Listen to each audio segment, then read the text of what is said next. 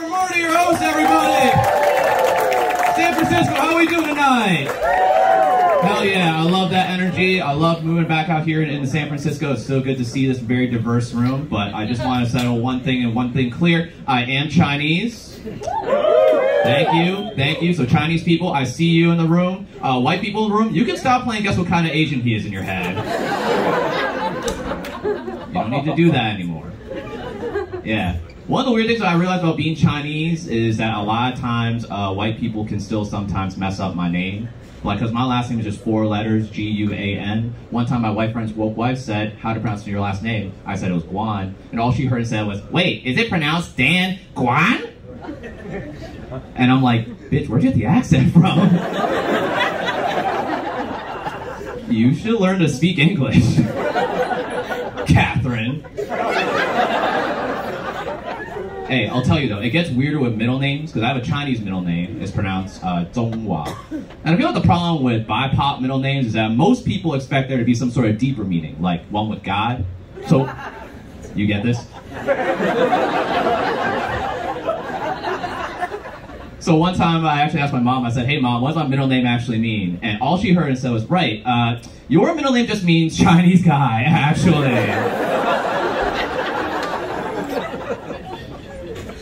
And I'm like, did you give me that middle name, or did the government give me that middle name?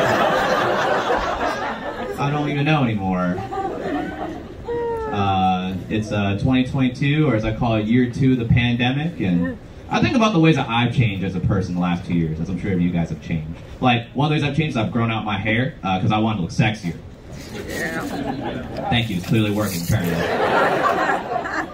Well, one of the weird things about growing out long hair is I realized that when my white dude friends grow out their hair, they just look like gods of thunder, like Thor. But when I grow out my hair, I just look like a guy that watches way too much anime, so I can't put this on a Bumble profile whatsoever. I decided to do something about it. I actually went to my favorite stylist out in Chinatown, and I told the guy, I was like, hey, make me look pretty. To which his response was, which one? I'm like, what kind of answer is that, dude? Which one? But then I saw he point his finger to a picture on the wall, and then I realized what he was trying to say was, which one of the BTS members do you want to look like coming out of this? I'm like, number 7, my guy, I should have known. Mari did mention that I'm actually a newcomer here. I actually just moved here from Boston. Yeah. Oh, we got some East Coast people here? That's cool. That's cool. I know it's weird, because when I tell people I'm from Boston, it's a weird, I get a weird reaction because I don't look or sound like I dropped out of high school, but it's true. One of the weird things about being an Asian guy from Boston, though, is that a lot of times people there don't think that my family lives in Boston, which is so weird, because my dad's been living in the city for the last 30 years. He's the most Boston person I know. Like, he loves Dunkin' Donuts, he loves the Red Sox, and he's racist. So, like, what are we really missing here?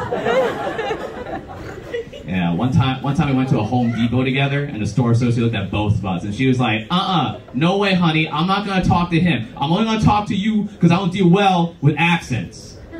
Which is so messed up, because people just look at my dad and says he has a Chinese face, he has an accent. And I used to get angry about it all the time. So I'll flip it and say, hey, that's not my dad giving a Chinese accent. That's him giving his best impression of a Boston accent. Like, what are you talking about? The stupid thing is that because he learned English here in Boston, he also thinks they gotta drop the R's all the time. So now he says things like, car is ka, or Harvard Yard is Harvard Yard. And my personal favorite, I love you son, is, how can you go to Harvard and buy me a car, son? But I like living in the city. It's been a huge adjustment for me. One of the things that people told me to warn me about is that dating is hard here. And I get it, because when I tell people I'm from Boston, a lot of girls expect me to do the Boston accent for them. And I don't want to do that, because I'm always afraid of what I become if I end up doing the accent. Like, one time this one girl asked me, she said, oh, please, can you do the Boston accent? I was like, no, I really don't think I can. She's like, no, please, just one time. I really don't think you want to hear it. I'm never going to go to Boston. Why can't you let me do the accent? I'm like, what, are you fucking retarded? Like, I just don't think... And now she's sexually attracted to Peter Griffin. I can't do that. All right, I've been Dan Guan. Thanks so much, guys. Appreciate it.